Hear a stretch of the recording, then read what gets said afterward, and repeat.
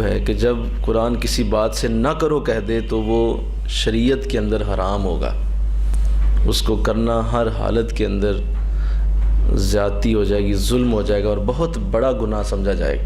اسی لیے حسد کو علماء نے کبیرہ گناہوں میں لکھا ہے،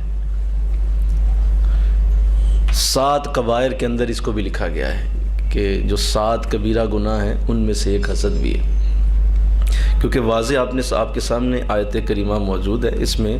نہ کرو کا لفظ موجود ہے، ولا نہ کرو بھائی، تتمنو نہ کرو۔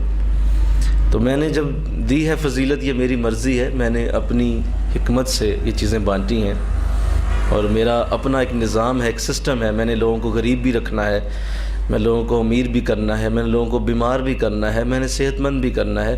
میں نے لوگوں کو علم بھی دینا ہے، جاہل بھی رکھنا ہے۔ اگر سارے ایک جیسے پیدا کر دوں تو پھر تمہارے کام کون کرے، صفائیاں کون کرے، بیماروں کو دوا کون دے، یا تمہارے مکان کون بنائے، تمہارے کپڑے کون سیے، تمہاری ضرورت کی چیزیں کون پیدا کرے، کسان کیوں فصل لگائے۔ تو یہ سب کچھ میں نے بڑی حساب سے، بڑے اہتمام سے ان چیزوں کو بنایا ہوا ہے۔ کسی کی اولاد ہے تو کسی کو نہیں دی ہے، کسی کی دے کے لے لی ہے، کسی کو اتنا دے دیا ہے کہ اس کو شمار ہی کوئی نہیں، وہ گننا بھی چاہے تو نہیں گن سکتا، کسی کو اتنا کم دیا ہوا ہے کہ آج صبح کھائی ہے روٹی، پتہ نہیں رات کی ملے گی کہ نہیں ملے گی۔ تو اس قدر میں نے تفاوق پیدا کیا ہے دنیا کے معاملات میں، تو یہ میری مرضی ہے، میں نے بعض کو بعض پہ فضیلت دی ہوئی ہے، حسد نہ کرو۔ پھر آگے اس کی وضاحت بھی کر دی کہ میں نے اس لیے منع کیا کہ میں نے تو حصہ رکھا ہے، مردوں کا حصہ اپنی کمائی سے ہے، مرد جو ہیں وہ کیوں آپس میں حسد کریں، ہر مرد کو میں نے اپنی اس کی کمائی سے نوازا ہے۔ ماں کے پیٹ میں چوتھے ماں تھے، ماں کے اندر تھے تم جب میں نے تمہارا رزق لکھ دیا تھا، اور اس کے بعد تمہیں رونے کی ضرورت ہے کوئی؟ جب میں نے وعدہ کر لیا ہے، میں رب ہو کے وعدہ کر رہا ہوں کہ میں نے تو تیرے پیدا ہونے سے پہلے تیرے رزق کا انتظام کر دیا، سب کچھ لکھ دیا کہ اس کا کوئی دانہ جہاں جہاں بھی ہے وہ اس کو مل کے رہے گا، اس میں اے بندے کمی نہیں آ سکتی، زیادتی ہو سکتی ہے، اس رزق میں کمی نہیں آ سکتی، زیادتی ہو سکتی۔ میں تیری کسی دعا سے، تیرے کسی عمل سے خوش ہو کے شاید وہ زیادہ کر دوں جو میں نے لکھا تھا، لیکن کم نہیں ہوگا۔ وہ جو میں نے تیرے لیے لکھ دیا، تیرا حصہ لکھ دیا، وہ کبھی بھی کم نہیں ہوگا۔ تمہیں کیوں پریشانی ہے؟ کیوں لوگوں کی حق مارتے ہو؟ کیوں لوگوں کے حقوق پہ ڈاکہ مارتے ہو؟ کیوں زیادہ تولتے ہو؟ کیوں کم تولتے ہو؟ کیوں لوگوں کے لیے جو ہے وہ حرام کمائی کا سبب بن کے اپنا اور اپنے بچوں کا پیٹ جو ہے وہ حرام کمائی سے پالتے ہو؟ میں نے تو دینا ہی وہ تھا جو ماں کے پیٹ سے لکھا ہو۔ ایک چور نے اگر 1 کروڑ کی چوری کر لی ہے تو وہ 1 کروڑ اسی کا تھا، وہ ضرور اس کو ملنا تھا، لیکن اس نے غلط رستہ اختیار کر کے حرام کام کر لیا، ملنا اسے ہی تھا۔ وہ اگلے سالوں میں اللہ نے بندوبست کرتے کرتے 1 کروڑ اس کو مل جانا تھا، لیکن تم نے غلط رستہ اختیار کر لیا اور میرے بندوں کا حق مارا، میرے بندوں کی زندگی میں تم نے سکون کو برباد کرنے کی کوشش کی ہے، اب اس کی سزا پاؤ گے۔ وہ 1 کروڑ تمہارا ہی تھا۔ تو اسی طرح فرمایا عورتوں کو حصہ دیا ہوا ہے میں نے، عورتوں کو بھی حصہ دیا ہے، ان کے حسن میں، ان کے جمال میں، ان کی سیرت میں، ان کی اولاد میں، ان کے خامدوں کی شکل میں، ان کی ساس کی شکل میں، بہو کی، ان کے سسر کی شکل میں، نندوں دیور کی شکل میں نے حصہ رکھا ہے، وہ میں نے رکھ دیا ہے، وہ تمہارے لیے رکھا ہوا ہے، چنا گیا ہے۔ تمہیں پریشان ہونے کی، رونے کی، اپنے سر پہ 2 ہتھڑ مارنے کی اور رونے کی، پریشان ہونے کی ضرورت کیا ہے؟ ہم عورتوں کو کہہ چکے کہ ہم نے ان کا حصہ رکھ دیا ہو، اور جب ہم کہہ چکے تو ان اللہ لا یخلف المیعاد، اللہ اپنے وعدے نہیں توڑتا۔ تو یہ تیسرا حصہ اللہ فرما رہے ہیں کہ میں نے عورتوں کو بھی ان کا حصہ دے دیا ہوا ہے۔ کیوں پریشان ہوتی ہو؟ کیوں اپنے آپ کو ہلکان کرتی ہو؟ جتنا علم تجھے ملنا ہے، جتنے رحمت اور کرم تجھے ملنا ہے، وہ سب تیرا حصہ لکھ دیا گیا ہے۔ چوتھا حصہ، اور اللہ سے اس کا فضل مانگو، مل کے کہیں سبحان اللہ۔ فرمایا کہ اگر مجھ سے مانگنا ہے کچھ تو پھر میرا فضل مانگو،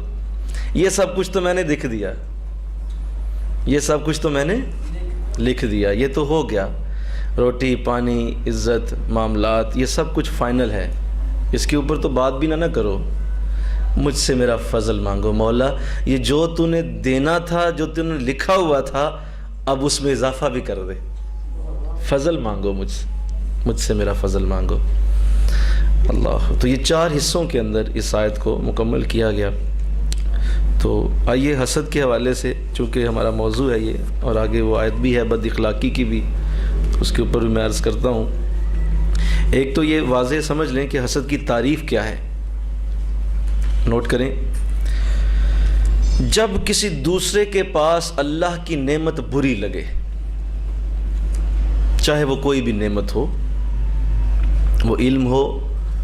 وہ اولاد ہو، وہ دولت ہو، وہ صحت ہو، وہ کوٹھی ہو، وہ کار ہو، وہ بنگلہ ہو، وہ بینک بیلنس ہو، وہ جاب ہو، کچھ بھی ہو، عزت ہو،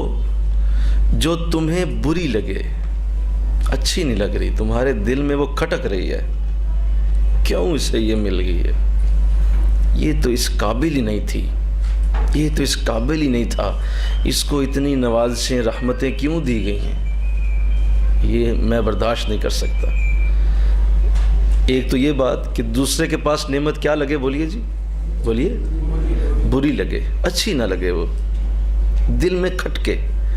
ایویں اللہ واسطے کا بیر جسے کہتے ہیں نا، فضول میں، بھائی اسے اللہ نے دی ہے، اس کی اگر لاٹری نکل آئی ہے، اس کو اللہ نے 2 بیٹے اکٹھے جڑواں دے دی ہیں، اس کو اللہ تعالیٰ نے اچھا جو ہے وہ ملازمت کا معاملہ بنا دیا ہے، اس کی سیلری 1 لاکھ سے اوپر چلی گئی ہے، تو تمہیں کیا ہوا ہے؟ تمہاری جیب سے کچھ نکلا ہے، تمہارے اندر سے کچھ گیا ہے، تمہارے پاس سے کوئی گیا ہے شاید، بس بس بری لگتی ہے وہ چیز، اچھی نہیں لگتی، یہ تو پہلی علامت ہے کہ اچھی نہ لگے۔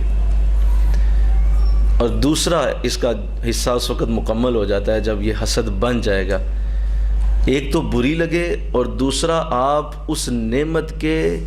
اس بندے سے چھن جانے کی تمنا کریں، خواہش کریں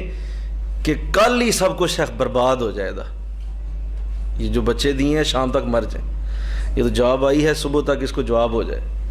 یہ جو 1 لاکھ روپے آیا ہے رات جاتے ہوئے ڈاکو لوٹ لیں، یہ جو ان کی کوٹھی بن گئی ہے کوئی نہ کوئی مسئلہ بنے وک جائے، یہ جو کاروبار اللہ نے اسے دے دیا ہے یہ اللہ کرے ضائع ہو جائے، ختم ہو جائے، تو یہ دوسرا حصہ جو ہی ساتھ جڑا تو یہ حسد مکمل ہو جائے۔ نمبر 1 بری لگے اور نمبر 2 بولیے چھن جانے کی خواہش کی جائے، باقاعدہ خواہش کی جائے، دل میں کی جائے یا زبان سے کی جائے، الفاظ سے کی جائے، لکھ کے کی جائے، کسی بھی انداز سے کی جائے، دل میں بھی ہے تو بھی وہ خواہش بن جائے گی۔ تو یہ ہے حسد کی تعریف، کسی کی نعمت کو دیکھ کے برا بھی لگنا اور اس کے چھن جانے کی دعا کرنا، بد دعا کہنا چاہیے، دعا تو نہیں ہوتی وہ۔ اللہ اکبر۔ آقا علیہ السلام نے حسد کے حوالے سے جو گفتگو کی ہے میں وہ عرض کر دیتا ہوں۔ حدیث شریف حضور علیہ السلام نے ارشاد فرمایا، نوٹ کیجئے، حسد نیکیوں کو ایسے